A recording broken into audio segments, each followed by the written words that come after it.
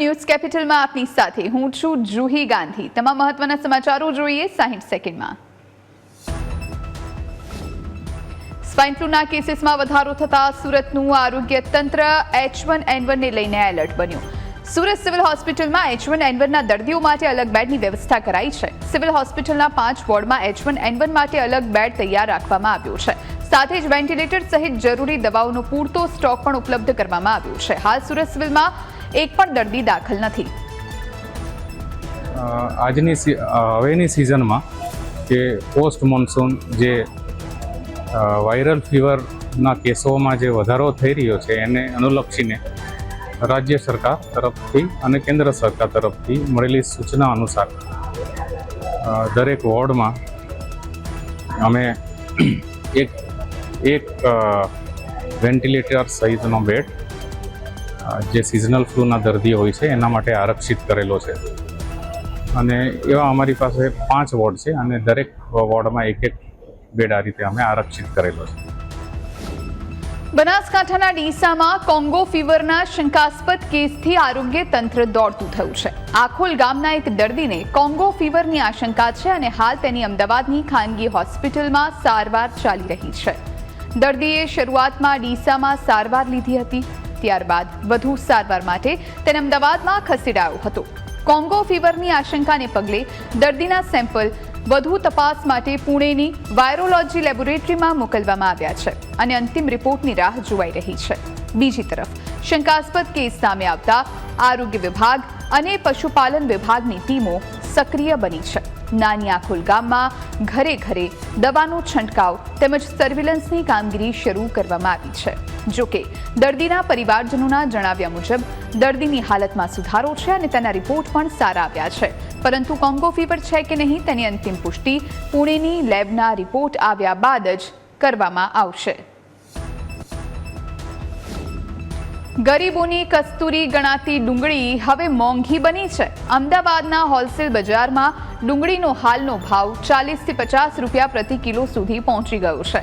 માત્ર 15 દિવસ પહેલા ડુંગળીનો ભાવ 25 થી 30 રૂપિયા હતો, ત્યારબાદ એક જ સપ્તાહની અંદર આ ભાવ વધારો થયો અને 30 થી 40 રૂપિયાનો ભાવ વધ્યો છે। હવે 40 થી 50 રૂપિયા સુધી ડુંગળીના ભાવ પહોંચ્યા છે। ડુંગળીના ભાવ વધવા પાછળ માર્ચ મહિનામાં પડેલા કમોસમી વરસાદને પણ કારણભૂત માનવામાં આવી રહ્યું છે। વરસાદના કારણે આશરે 25% માલ બગડી ગયો હતો। બાકીનો માલ પણ બગડી જવાની ભીતિથી ખેડૂતોએ ઓછા ભાવે ડુંગળી વેચી હતી। હાલ બજારમાં માત્ર 50% જેટલો માલ ઉપલબ્ધ હોવાથી ડુંગળીના ભાવમાં મોટો ઉછાળો આવ્યો છે।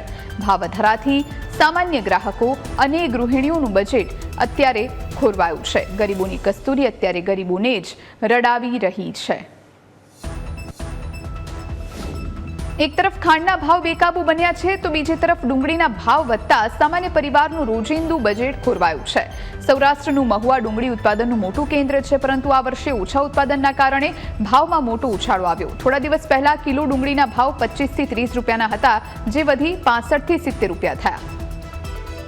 37 વર્ષ જૂનો રેકોર્ડ હોવાથી અમારી પાસે કોઈ રેકોર્ડ નથી, તો ખરેખર દુર્ભાગ્ય કહેવાય દેશના કે જો ખરેખર આ રેકોર્ડ જો જેટકો કંપની કે સરકારે જો આ રેકોર્ડ ન હાંસવી શકતી હોય તો અત્યારે 37 વર્ષ સુધી જે એની લાઈન ઊભી રાખી છે એનું અમને વ્યાજ સહિત વળતર આપે, અને જો હવે એની લાઈન ઊભી જ રાખવી હોય તો અમને જે ખેડૂત અને કંપની અને જે સરકારના ધારાધોરણ મુજબ જે ભાડું નક્કી થાય એ અમને ભાડું આપવાનું। જો આવું નહીં થાય તો અમે 90 દિવસની સમય આપશું જેટકો કંપનીને પોતાને ખર્ચે થાંભલા ઉપાડી જવા। આવું નહીં કરે તો અમે થાંભલા કટર મશીન પાડે અને મારી અને પાડી નાખશું, જેની જવાબદારી સરકારની અને જેટકો કંપની રહેશે। સુરતમાં ડુંગળીના ભાવમાં મોટો ઉછાળો જોવા મળી રહ્યો છે। સપ્લાય ઘટતા ડુંગળીના ભાવમાં વધારો નોંધાયો છે। વેપારીઓને હવે ડુંગળી 40 થી 45 રૂપિયા પ્રતિ કિલોના ભાવે મળી રહી છે। થોડા સમય પહેલા 20 થી 25 રૂપિયા પ્રતિ કિલોના ભાવે મળતી ડુંગળી હવે સીધી 40 થી 45 રૂપિયા સુધી પ્રતિ કિલોએ પહોંચી ગઈ છે। મહારાષ્ટ્રથી ડુંગળીની આવક ઘટતા ભાવમાં વધારો થયો હોવાનું વેપારીઓએ જણાવ્યું છે। મહારાષ્ટ્રમાં ભારે વરસાદના કારણે ડુંગળીના પાકને નુકસાન થયું છે, જેના પગલે બજારમાં આવકમાં ઘટાડો થયો। બીજી તરફ માંગ સામે સપ્લાય ઓછો હોવાથી ભાવમાં મોટો ઉછાળો આવ્યો છે। ડુંગળીના ભાવ વધતા સામાન્ય લોકોનું ઘરનું બજેટ ખોરવાયું છે. વેપારીઓના મતે આગામી 2 મહિના કે તેથી વધુ સમય સુધી ડુંગળીના ભાવ ઊંચા રહેવાની શક્યતા છે. હજુ પણ 2 મહિના ગૃહિણીઓએ મોંઘવારીનો માર સહન કરવો પડશે. ડુંગળીના ભાવમાં અત્યારે મોટો ઉછાળો જોવા મળી રહ્યો છે. સપ્લાય ઘટતા ડુંગળીના ભાવ વધ્યા. ડુંગળી અને ખાંડના ભાવ વધતા ગૃહિણીઓમાં રોષ જોવા મળી રહ્યો છે. મોંઘવારીના કારણે ઘરનું બજેટ ખોરવાઈ રહ્યું હોવાનો આક્ષેપ કરી ગૃહિણીઓએ જીવન જરૂરી ચીજવસ્તુઓના ભાવ નિયંત્રણમાં રાખવાની માંગ કરી છે. ગૃહિણીઓનું કહેવું છે કે ડુંગળી અને ખાંડ જેવી રોજિંદા વપરાશની વસ્તુઓના ભાવ વધતા તેની સીધી અસર ઘરગથ્થુ બજેટ પર પડી રહી છે. આવક સામે ખર્ચ વધતા સામાન્ય પરિવારો માટે મોંઘવારીનો બોજ સહન કરવો મુશ્કેલ બની રહ્યો છે. ખાંડના ભાવમાં વધારો થાય તો શેરડીનું ઉત્પાદન વધારવા ખેડૂતોને પ્રોત્સાહન આપવાની પણ માંગ કરવામાં આવી છે. ખેડૂતોને યોગ્ય ભાવ મળે અને સામાન્ય લોકોને પણ જીવન જરૂરિયાતની ચીજવસ્તુઓ પોસાય તેવા ભાવે જળવાઈ રહે તેવી વ્યવસ્થા કરવા માટે ગૃહિણીઓએ રજૂઆત કરી છે. સાથે જ સરકાર મોંઘવારી પર કાબૂ મેળવે અને જીવન જરૂરી વસ્તુઓના ભાવ પર નિયંત્રણ રાખે તેવી માંગ પણ ગૃહિણીઓએ કરી છે. જેતપુરમાં ખાંડ સહિત જીવન જરૂરી ચીજવસ્તુના ભાવ વધારાને લઈને કોંગ્રેસ દ્વારા જેતપુરમાં વિરોધ નોંધાવવામાં આવ્યો. રાજકોટ જિલ્લા મહિલા કોંગ્રેસ પ્રમુખની આગેવાનીમાં કોંગ્રેસના કાર્યકર્તાઓએ મામલતદારને આવેદનપત્ર આપી ખાંડ સહિત આવશ્યક ચીજવસ્તુના ભાવ ઘટાડવાની માંગ કરી. કોંગ્રેસનો આક્ષેપ છે કે ખાંડનો ભાવ અગાઉ આશરે 40 રૂપિયા પ્રતિ કિલો હતો, જે વધી 70 પર પહોંચ્યો. જીવન જરૂરી ચીજવસ્તુઓના સતત ભાવ વધારાના કારણે સામાન્ય અને મધ્યમ વર્ગના લોકોનું બજેટ ખોરવાઈ ગયું છે. આ સાથે આવક સામે ખર્ચમાં વધારો થતા સામાન્ય પરિવારો માટે આ ભાવ વધારો પોસાય તેમ નથી. ત્યારે સરકાર દ્વારા ખાંડ સહિત તમામ ચીજવસ્તુઓનો ભાવ નિયંત્રણ કરવામાં આવે તો અત્યારે ખાંડનો ભાવ જોઈએ તો હમણાં આ વર્ષમાં 40 રૂપિયા હતો, 30 ઉમેરીને 70 રૂપિયા અત્યારે થઈ ગયો છે. હજી કી જગ્યાએ હજી ક્યારે અટકશે ભાવ નિયંત્રણ થાય એવું કંઈ નક્કી નથી. સતત ભાવ વધારા 100 ગણા ડબલ ગણા આવે છે, જેથી કરીને લોકોની કમર તૂટી ગઈ છે. જીવવા જેવા નથી રહ્યા, માંડ પૂરું કરે છે અને ગવર્મેન્ટ સતત એને ચૂસ્યા રાખે.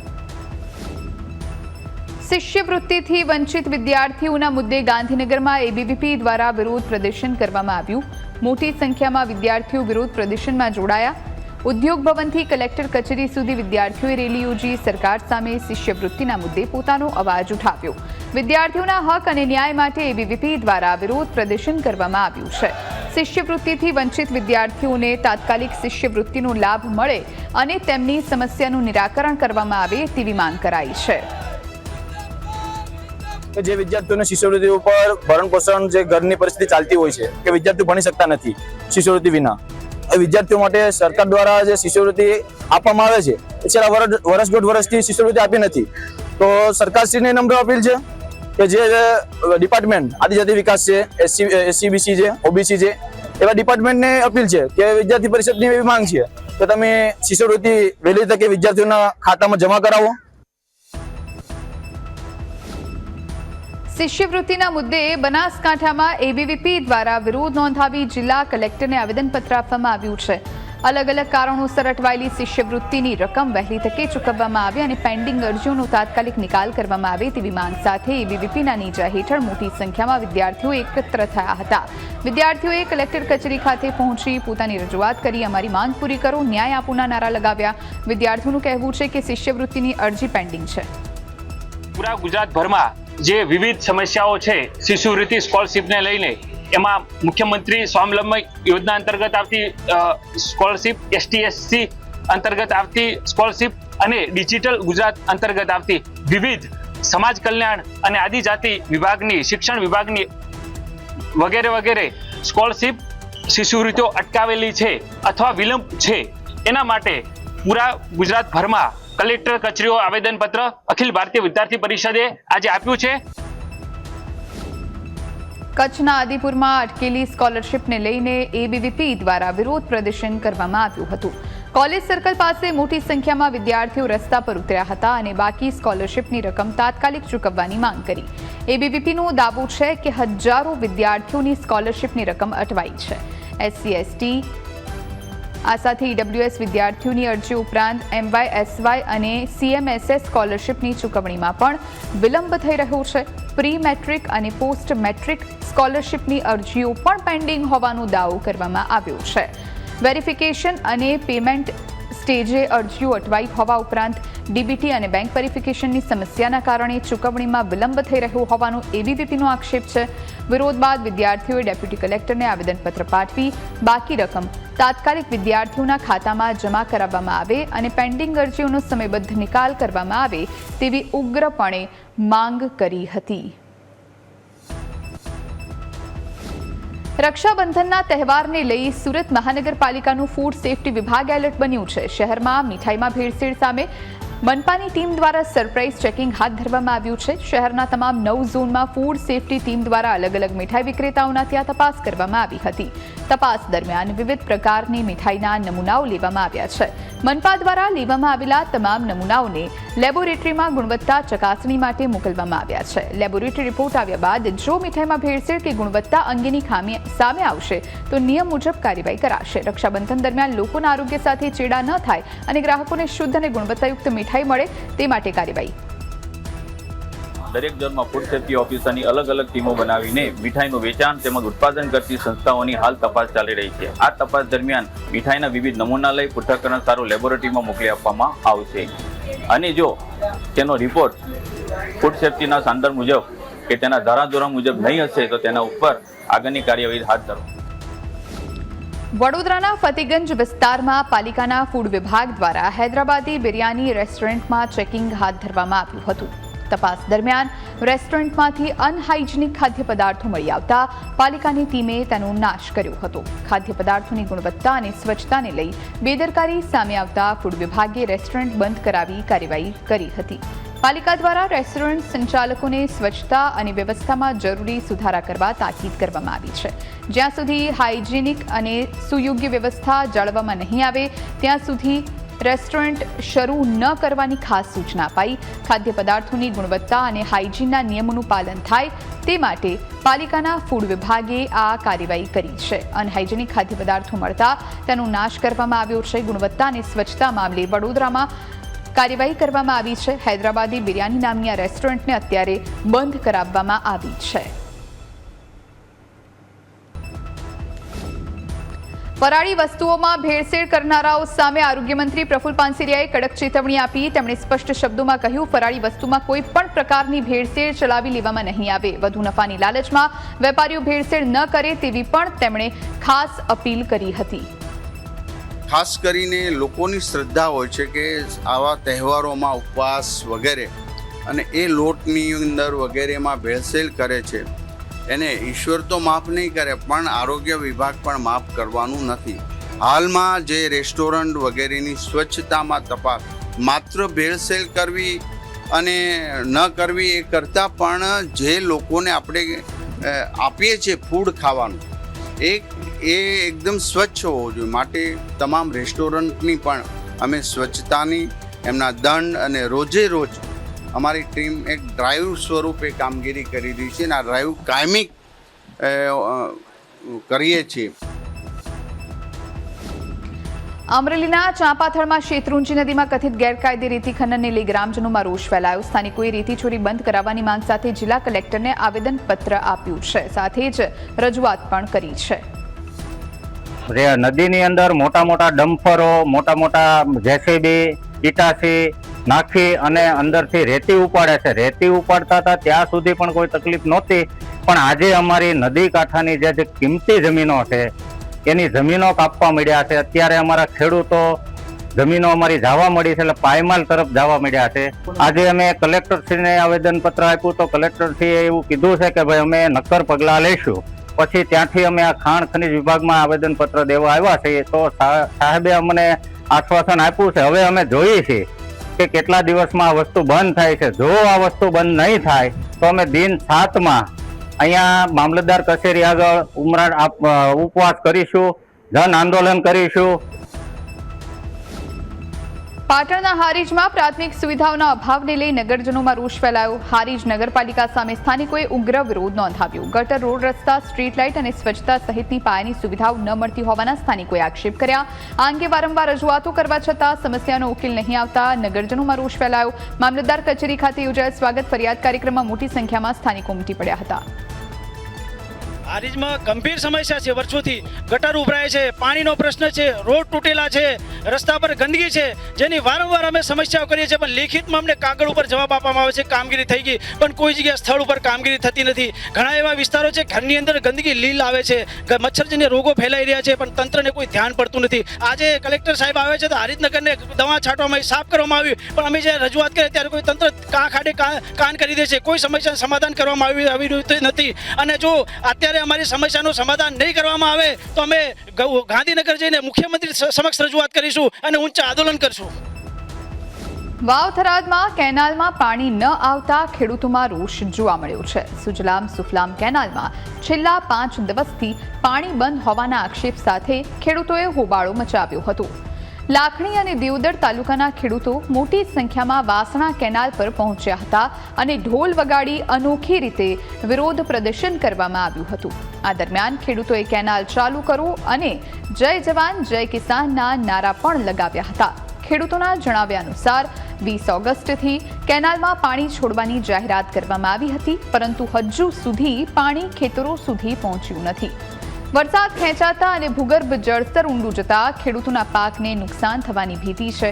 ત્યારે કેનાલમાં તાત્કાલિક પાણી છોડવામાં આવે અને ખેડૂતોને રાહત આપવામાં આવે તેવી માંગ સાથે ખેડૂતોએ વિરોધ નોંધાવ્યો હતો. વાવ થરાદમાં કેનાલમાં પાણી ન આવતા ખેડૂતોએ હોબાળો કર્યો હતો. મોટી સંખ્યામાં ખેડૂતો કેનાલ પાસે પહોંચ્યા હતા.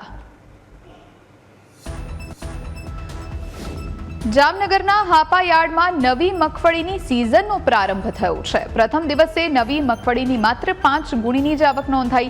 ચંદ્રગઢના એક ખેડૂતે હાપા યાર્ડમાં સિઝનની પ્રથમ નવી મગફળીની આવક કરાવી હતી. નવી મગફળીનો ભાવ 1825 રૂપિયા પ્રતિમણ નોંધાયો. સિઝનની શરૂઆતમાં જ સારો ભાવ મળતા ખેડૂતોમાં ખુશી જોવા મળી અને આગામી દિવસોમાં પણ સારા ભાવ મળવાની આશા ખેડૂતોમાં જાગી છે. હાલ નવી મગફળીની આવકનું પ્રમાણ ખૂબ ઓછું છે. આગામી દિવસોમાં મગફળીની આવક વધવાની શક્યતા છે.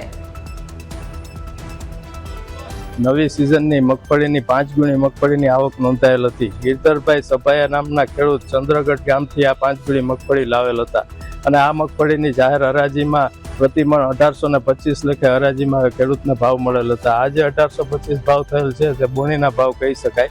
નવી સિઝનના હજુ 15-20 દિવસ નવી મગફળીની રાબેતા મુજબ સિઝનને હજુ લગભગ 10 થી 15 દિવસ જેટલો સમય લાગી શકે છે.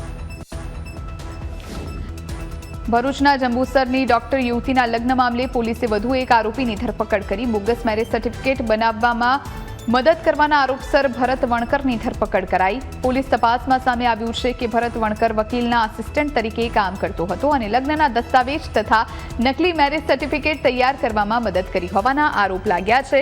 યુવતીએ વડોદરાના મુસ્લિમ યુવક ફૈઝલ મજીદ દિવાન સાથે લગ્ન કર્યા હતા. મામલે અગાઉ ફૈઝલ મજીદ દિવાનની પણ ધરપકડ થઈ ચૂકી છે.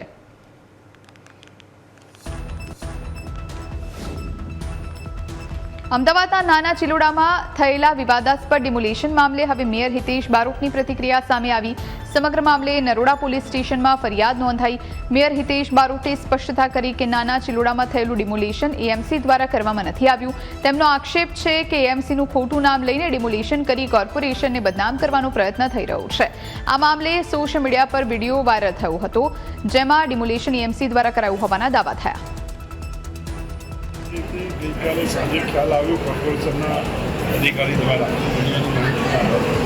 તાત્કાલિક અમારા પીએમ રજૂ કરી અધિકારી સ્થળ વિઝિટ કરવાથી કીધેલું છે કે આ અમે કોર્પોરેશન દ્વારા કરવામાં નથી આવ્યું. કોર્પોરેશનને ખ્યાલ આવતા તે માણસે કોર્પોરેશનનું નામ બોલ્યું છે. તે નામના આધારે પોલીસ ફરિયાદ કરવામાં આવી હતી અને પોલીસ ફરિયાદના આધારે કોઈ પણ એજન્સી હશે અને એજન્સી કોર્પોરેશનમાં કામ કરતી છે. અમદાવાદમાં આરએસએસ, બીજેપી અને સરકાર વચ્ચે મહત્વની સમન્વય બેઠકનો પ્રારંભ થયો છે. ડોક્ટર હેડગેવાર ભવન ખાતે યોજાઈ રહેલી આ બેઠકમાં સરકાર અને સંઘની ભગીની સંસ્થાઓ વચ્ચેના સમન્વય સહિત વિવિધ મુદ્દાઓ પર ચર્ચા કરવામાં આવશે. દર વર્ષે સરકાર અને સંઘ વચ્ચે સમન્વય માટે આ પ્રકારની બેઠક યોજાય છે. આ વખતે 2 દિવસ દરમિયાન 6 અલગ અલગ મુદ્દાઓ પર ચર્ચા થવાની છે. સંસ્થાઓના પ્રશ્નો અને વિવિધ મુદ્દાઓ અંગે સરકાર સાથે વધુ સારા સમન્વય અંગે ચર્ચા થશે. સાથે જ જેનઝીને આકર્ષવા સહિતના મુદ્દાઓ પણ બેઠકમાં ચર્ચાશે. સંઘની ભગીની સંસ્થાઓ સાથે મંત્રીઓ પણ બેઠક કરશે. બેઠકમાં પ્રદેશ અધ્યક્ષ જગદીશ વિશ્વકર્મા, જીતુ વાઘાણી, ઋષિકેશ પટેલ, કનુ દેસાઈ, પ્રફુલ પાનસેરિયા અને કુંવરજી બાવળિયા સહિતના નેતાઓ હાજર રહ્યા હતા. આરએસએસના સહકાર્યવાહક અરુણ કુમાર પણ બેઠકમાં ઉપસ્થિત. 2 દિવસ ચાલનારી આ બેઠકમાં સરકાર અને સંઘ વચ્ચે વિવિધ મુદ્દે ચર્ચા કરવામાં આવશે. ગુજરાતમાં 112 જનરક્ષક વાનનો કાફલો વધારવાનો નિર્ણય કરાયો. નાયબ મુખ્યમંત્રીના હસ્તે નવી 112 જનરક્ષક વાનનું લોકાર્પણ. રાજ્યમાં કુલ 500 નવી જનરક્ષક વાનની ફાળવણી કરાશે. વિવિધ જિલ્લાના 49 વિસ્તારોમાં નવી વાન તૈનાત કરાશે. પોલીસની ઇમરજન્સી સેવાઓનું રિસ્પોન્સ ટાઈમ વધુ ઝડપી બનાવવા માટે આ નિર્ણય લેવામાં આવ્યો છે. દરેક જનરક્ષક વાનમાં 1 પીએસઆઈ અને 3 પોલીસકર્મી ડ્યુટી પર હશે. શહેરોમાં 8 મિનિટ અને જિલ્લાઓમાં 12 મિનિટમાં રિસ્પોન્સ આપવાનું ટાર્ગેટ રાખવામાં આવ્યું છે. ગુજરાત રાજ્યના 112 જનરક્ષક પ્રોજેક્ટ અંતર્ગત આજરોજ ગુજરાત રાજ્યના યશસ્વી અને જુજારુ નાયબ મુખ્યમંત્રી અને ગૃહમંત્રી માનનીય હર્ષભાઈ સંઘવી સાહેબના વરદ હસ્તે 500 વાહનોનું ગુજરાત ગૃહ વિભાગને, ગુજરાત પોલીસને 112 જનરક્ષક દળને એનાયત કરવામાં આવ્યા. રાજકોટમાં લોકમેળાની તૈયારીઓ પૂરજોશમાં ચાલી રહી છે. 2 થી 6 સપ્ટેમ્બર દરમિયાન રેસકોર્સ ગ્રાઉન્ડ ખાતે યોજાનાર લોકમેળાને વિરાસત વિકાસ નામ આપવામાં આવ્યું છે. લોકમેળાની સુરક્ષા અને વ્યવસ્થાને ધ્યાનમાં રાખી ₹12 કરોડનો વીમો લેવામાં આવ્યો છે. મોટી સંખ્યામાં લોકો ઉમટવાની શક્યતાને પગલે એઆઈ સિસ્ટમની મદદથી ક્રાઉડ મોનિટરિંગ પણ કરવામાં આવશે. લોકમેળાના ઉદ્ઘાટન દિવસે ખાસ નેવી બેન્ડનું આયોજન કરાયું છે. જ્યારે રાઇડ્સની સુરક્ષાને લઈને વેપારીઓને એસઓપીનું ચુસ્તપણે પાલન કરવા માટે પણ સૂચના અપાઈ છે. લોકમેળા 2026 જે છે આ 2 થી 6 સપ્ટેમ્બર રાંધણ છઠથી દસમ સુધીનું આયોજન રેસકોર્સ ખાતે કરવામાં આવશે. આ લોકમેળાનું નામકરણ જે છે વિરાસતથી વિકાસ લોકમેળો 2026 રાખવામાં આવ્યું છે. ડિઝાસ્ટર માટે 10 કરોડનો એક પબ્લિક લાયબિલિટીનો વીમો તથા 2 કરોડનો ઇવેન્ટ કેન્સલેશનનો વીમો લેવામાં આવી ગયો છે. આકસ્મિક બનાવોને પહોંચી વળવા માટે એક સેન્ટ્રલ. રાજકોટના ગંગોત્રી પાર્કમાં રાત્રિના સમયે ચકચારી ઘટના બની. પામ યુનિવર્સ ફ્લેટમાં 12મા માળેથી પટકાતા એક આધેડનું મૃત્યુ થયું. મળતી માહિતી અનુસાર નિમિષ ભંડેરી નામના આધેડ લિવિનમાં રહેતા હતા. આ દરમિયાન તેઓ 12મા માળેથી નીચે પટકાતા ગંભીર રીતે ઘાયલ થયા હતા અને ઘટના સ્થળે જ તેમનું મોત નીપજ્યું હતું. ઘટનાની જાણ થતાં પોલીસ ટીમ તાત્કાલિક સ્થળ પર પહોંચી હતી અને સમગ્ર મામલે તપાસનો ધમધમાટ શરૂ કરવામાં આવ્યો છે. આધેડનું મોત અકસ્માતે થયું છે કે પછી આધેડે આત્મહત્યા કરી છે કે પછી અન્ય કોઈ કારણ છે, એ દિશામાં પોલીસે તપાસનો ધમધમાટ શરૂ કર્યો છે. હાલ પોલીસે ઘટનાને લઈ જરૂરી કાર્યવાહી શરૂ કરી અને તપાસ બાદ જ મોતનું ચોક્કસ કારણ સામે આવશે. હત્યા કે પછી આત્મહત્યા કે પછી અન્ય કોઈ કારણ, તેને લઈ અને તપાસ કરવામાં આવી રહી છે. 12મા માળેથી પટકાતા આધેડ નિમિષ ભંડેરીનું મૃત્યુ થયું હતું. આ સાથે આ બુલેટિન અહીં સમાપ્ત કરીએ છીએ. રજા આપશો. નમસ્કાર.